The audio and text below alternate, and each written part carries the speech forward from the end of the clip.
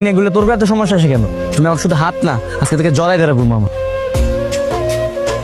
ঠিক তোমার এই হাসিটা দেখার জন্য আমি বারবার তোমার কাছে ফিরে আসি।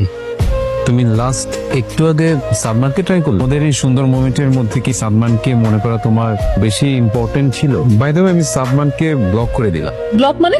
হ্যাঁ, ওর নাম্বারটা আমি ব্লক করে দিলাম, অ্যান্ড ফেসবুক থেকেও এখন ব্লক করে দিব। চলো এখান থেকে আমরা অন্য কোথাও চলে যাই। আপনার মতো টক্সিক ছেলেকে আমি কখনোই বিয়ে করবো না।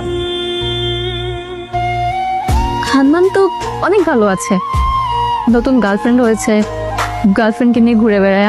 আমাকে টাইম দেওয়ার সময় আছে নাকি ওর? কি প্রেম করে? আমি তো ভেবেছিলাম তোরা যতই মুখে মুখে বলিস না কেন তোরা প্রেম বিরোধী।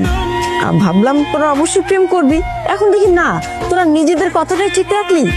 মানুষের কথা রাখা বেশি ইম্পর্টেন্ট নাকি মানসিক শান্তিটা বেশি ইম্পর্টেন্ট?